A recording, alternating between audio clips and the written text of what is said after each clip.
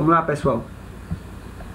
Pois bem, dando continuidade à última parte da nossa aula de obrigações solidárias, iniciamos pelo ponto número 14, o artigo 280 do nosso Código Civil, que diz o quê? Todos os devedores respondem pelos juros da mora, ainda que a ação tenha sido proposta somente contra um, mas o culpado responde aos outros pela obrigação acrescida. Então, pessoal, vamos lá. Suponhamos que C tenha cobrado a X o respectivo pagamento da obrigação solidária, certo? Porém, pessoal, X acaba fugindo, não apresenta interesse de realizar esse pagamento, e então acaba sendo observado e constatado que ele se encontra em situação de inadimplência.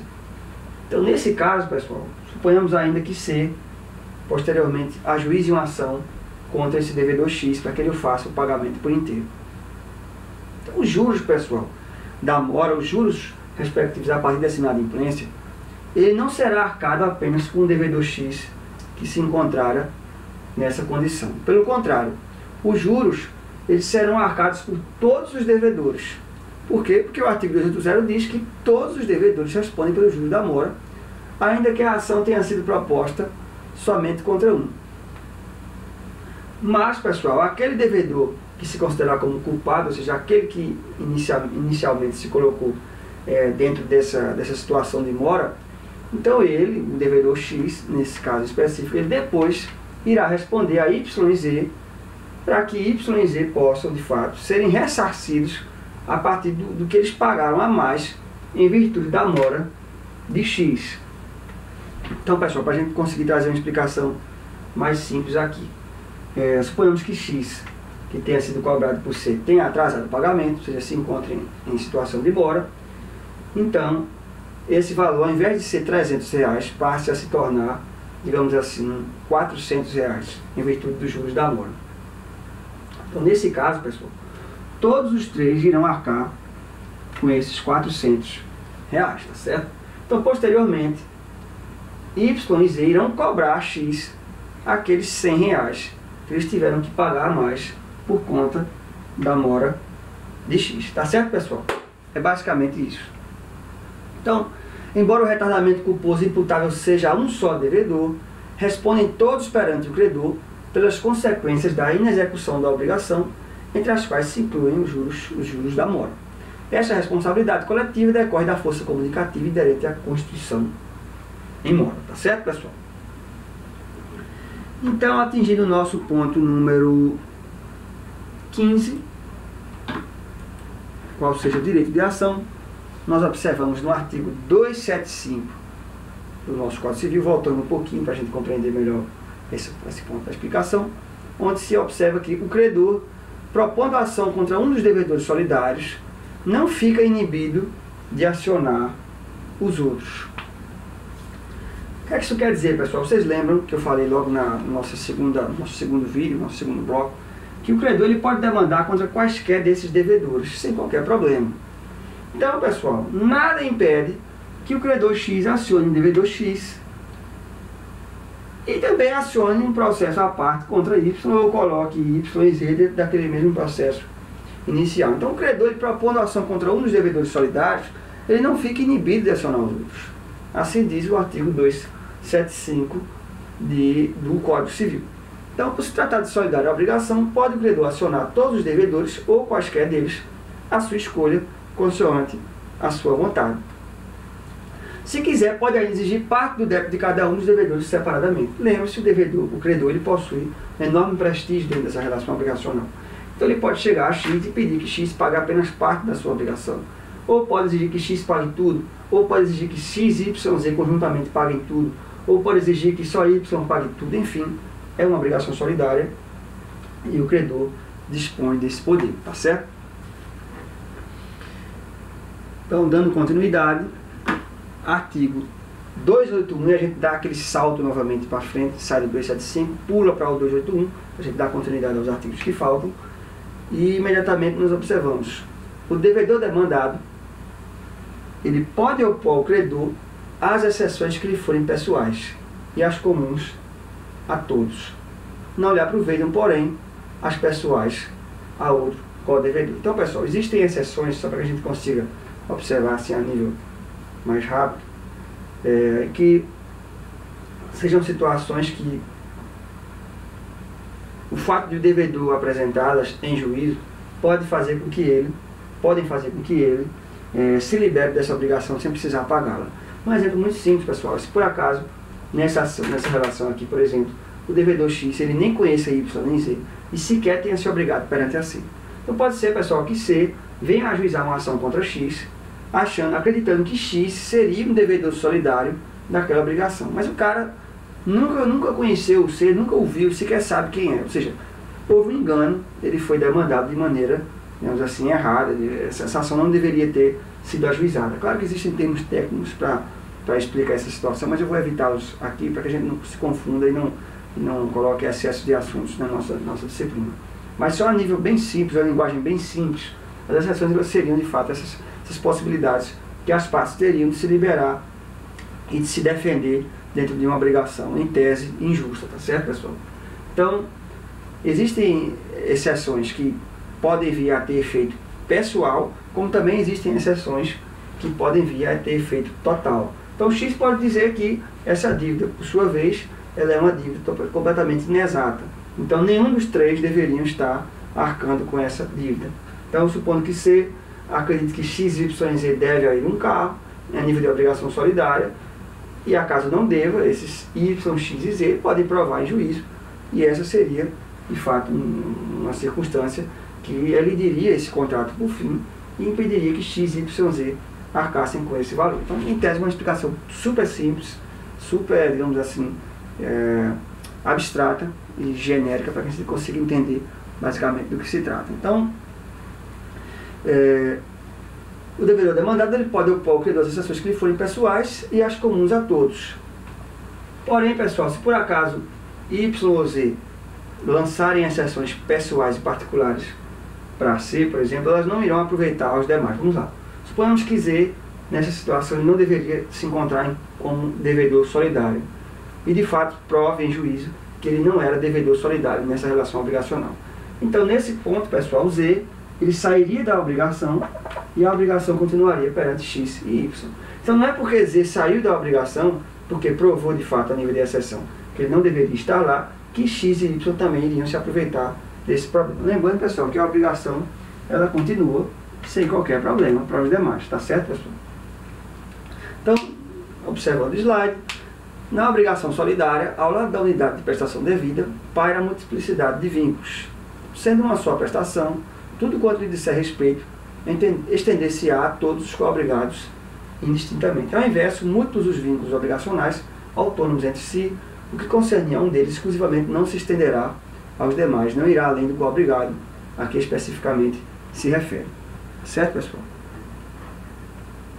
Então, dando continuidade, nesse sentido importa diferenciar. Eu trouxe algumas exceções aqui para que a gente consiga compreender e ter uma noção melhor do assunto. Então, quais seriam essas exceções objetivas, né, que podem ser usadas pelos devedores para anular a obrigação, aproveitando a todas as partes? Eu trouxe algumas delas. Inexistência da obrigação, vamos lá acompanhando pelo slide. Falta de causa, ilicitude da prestação, inobservância da legislação, não vencimento do prazo, entre outras que podem aparecer.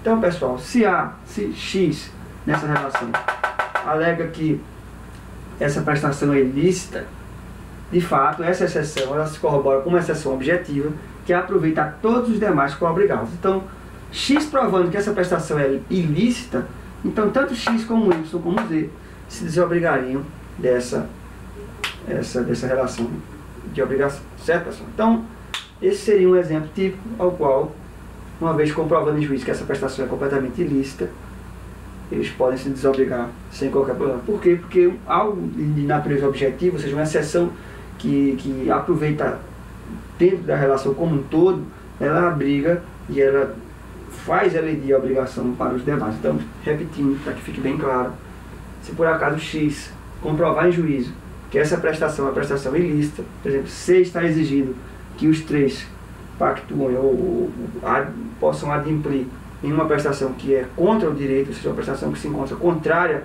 ao nosso direito, então, nesse caso, esse benefício concedido na exceção, ele aproveitaria a X, a Y e a Z, e ninguém mais precisaria arcar com esse valor, tá certo, pessoal? Por outro lado, as exceções pessoais, elas só aproveitam ao interessado. Então, se por acaso C demandar contra X, e X se servir de exceções pessoais, como, por exemplo, vício de consentimento, ou incapacidade jurídica, por exemplo, então, nesse caso, só X se libera e Y e Z continuam obrigados dentro daquela relação obrigacional, tá certo? Então, as exceções pessoais só podem ser deduzidas pelo próprio interessado e não se estendem aos demais codevedores, tá certo, pessoal?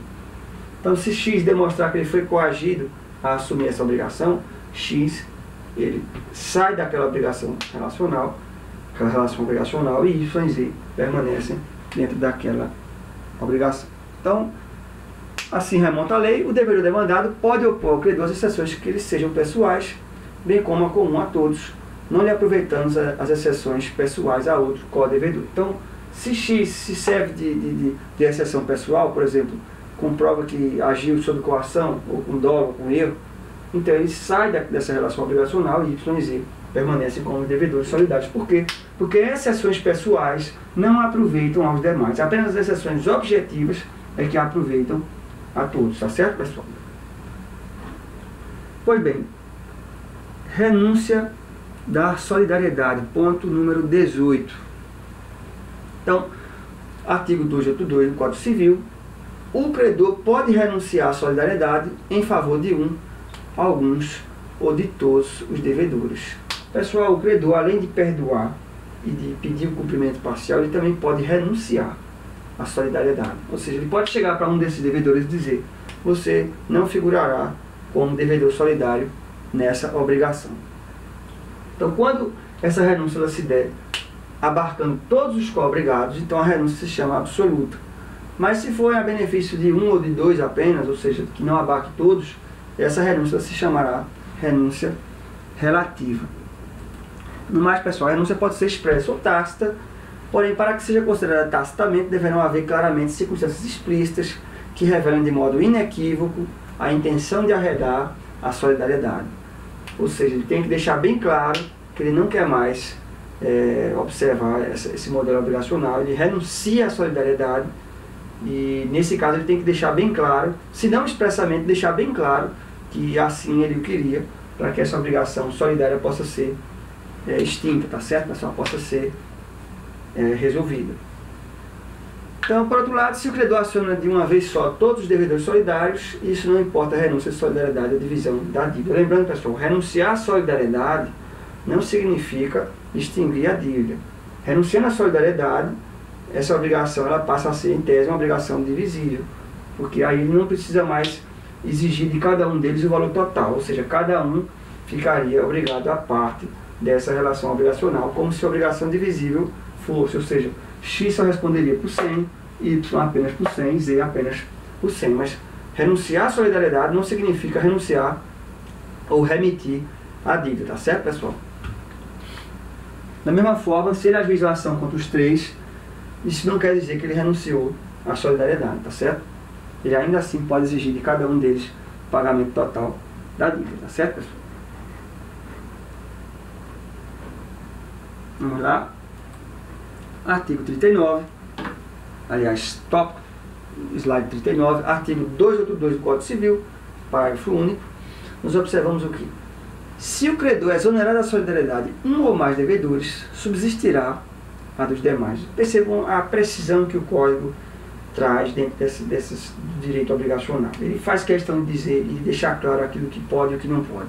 Então, se por acaso ele exonera da solidariedade o devedor X, então o devedor Y e Z continuam obrigados solidariamente perante o credor C.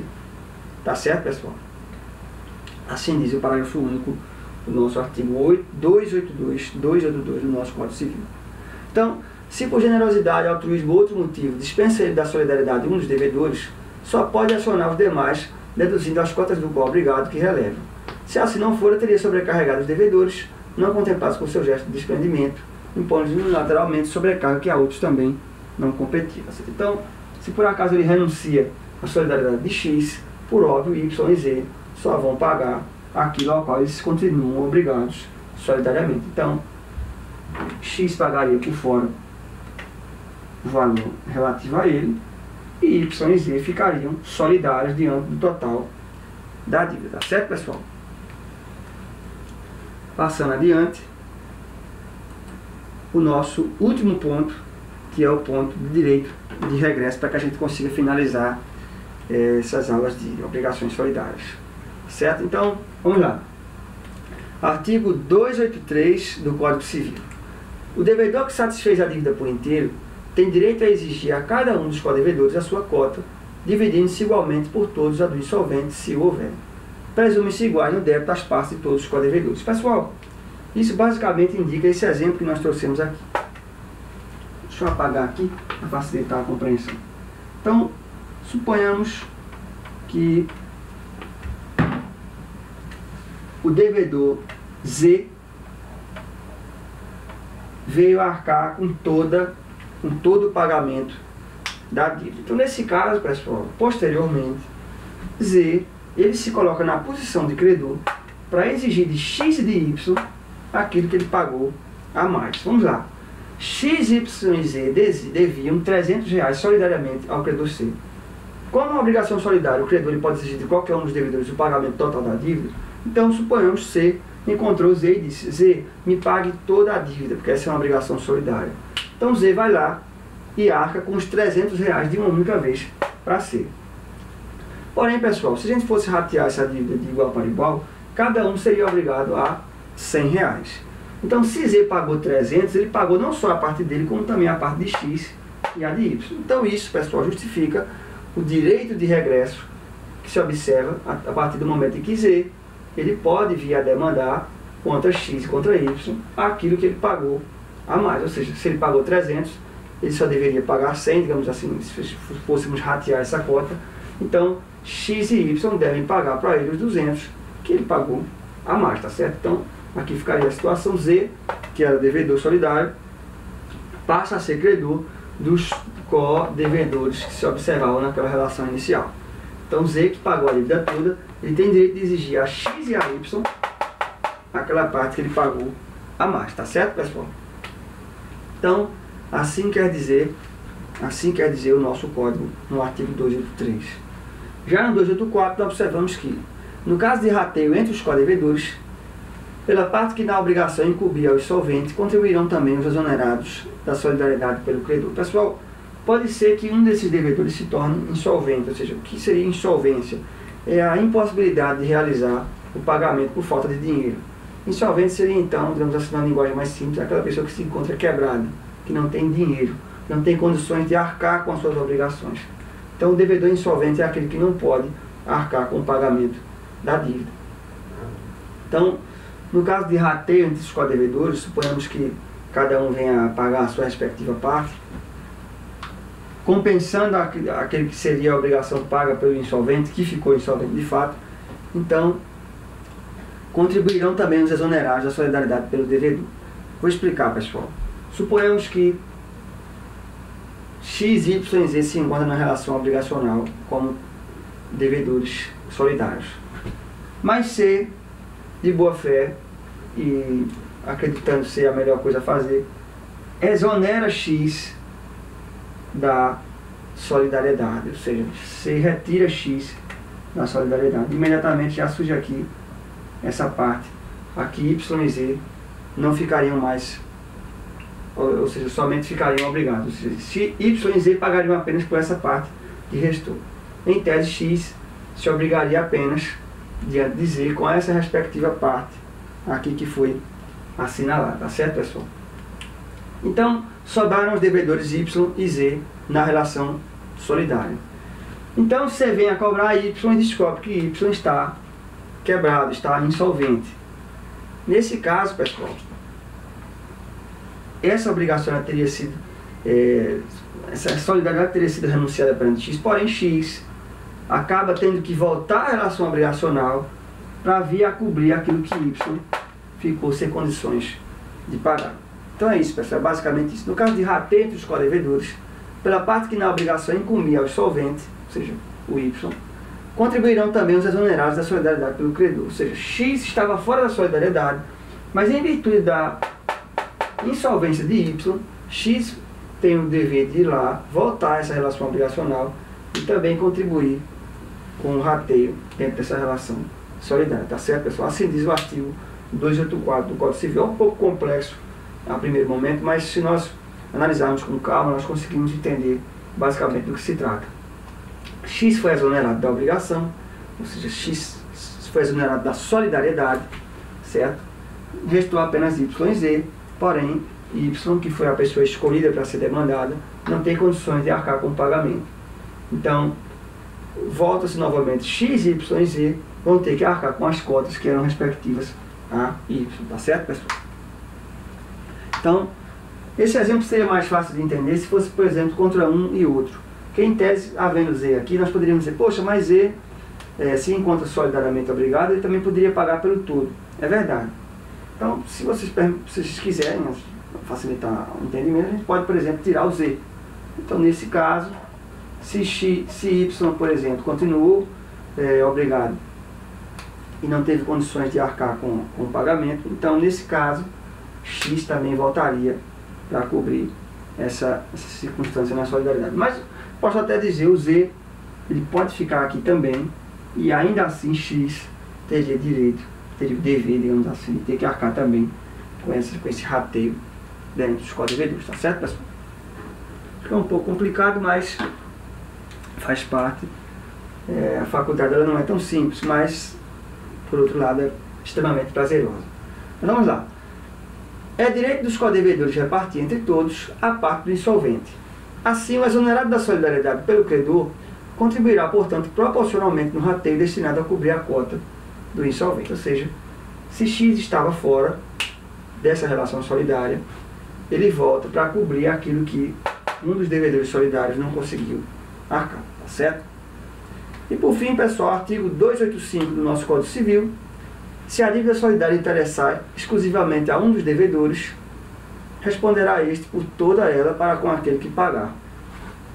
Então, pessoal, se a dívida solidária interessar exclusivamente a um dos devedores, responderá este por toda ela para com aquele que pagar. Esse artigo a gente observa praticamente uma repetição daquilo que já havia sido dito, onde se a dívida interessar, digamos assim, nessa relação a Z, então Z responderá por toda ela para aquele com que pagar, para com aquele que pagar, tá certo, pessoal? Então, a partir daí, pode efetivamente o codevedor demandado por razão regressiva defender-se com a alegação de que a dívida não interessava a todos os co-obrigados, porém apenas ao solvente pessoalmente ou a outro co-devedor. Assim sendo, o devedor pode, para desonerar-se da obrigação solidária, comprovar que a dívida paga não lhe interessava. Isso também, pessoal, é outra forma que o devedor dispõe, que o devedor pode dispor, para se safar, digamos assim, do pagamento da dívida. Então, pode o credor demandar a ação contra X, Y e Z, acreditando que X, Y e Z se encontram solidariamente obrigados contra C. Porém, Z prova em juízo que essa dívida, de fato, ela interessava apenas a Y. Então, nesse caso, ele não deveria figurar como devedor solidário. Percebam, são defesas, são artifícios que podem ser usados a nível de processo civil e, uma vez bem provados, eles podem vir a exonerar uma dessas partes do respectivo pagamento, de maneira semelhante às exceções. Tá certo, pessoal? Então, por outro lado, se o devedor paga por inteiro, supondo solidária a obrigação, que era apenas conjunta, ele tem direito à repetição da parte excedente à sua cota. Nesse caso, pessoal, é uma outra circunstância onde o devedor ele acaba pagando por inteiro, achando que essa dívida era solidária, quando na verdade era apenas conjunta. Então, nesse caso, ele tem direito à repetição da sua parte excedente à sua cota. Ele tem direito a pedir do credor que devolva aquilo que ele recebeu a mais, já que nesse caso, nesse exemplo que nós trouxemos agora, essa obrigação não era uma obrigação de natureza solidária. Tá certo, pessoal? Então, com isso nós encerramos a nossa aula. De fato, foi uma experiência nova para mim. Eu nunca fiz uma aula online, nunca fiz uma aula, digamos assim, de vídeo, mas confesso que gostei muito. Claro que eu preferi estar diante de vocês a coisa fica muito mais legal, muito mais real. Porém, diante da impossibilidade de termos concluído o nosso conteúdo, em virtude do pouco tempo que dispomos e também do excesso de informações, eu me abriguei com vocês e aqui vou disponibilizar os links, né, respectivos a esses 3 vídeos que eu vou colocar no YouTube, tá certo, pessoal? Já devem estar agora quando vocês estão observando, tá certo, pessoal? Então, foi um prazer para mim. Com isso, nós encerramos as obrigações solidárias. Espero eu todos façam o trabalho, uma vez que esse trabalho, vale lembrar, ele cairá também como uma questão no momento da prova. Então, quem fizer esse trabalho terá muito mais tranquilidade para responder essa questão do que aqueles que não fizeram. Tá certo, pessoal? Então, com isso eu me despeço. Muito feliz pelo desempenho e tchau, tchau. Boa prova para vocês.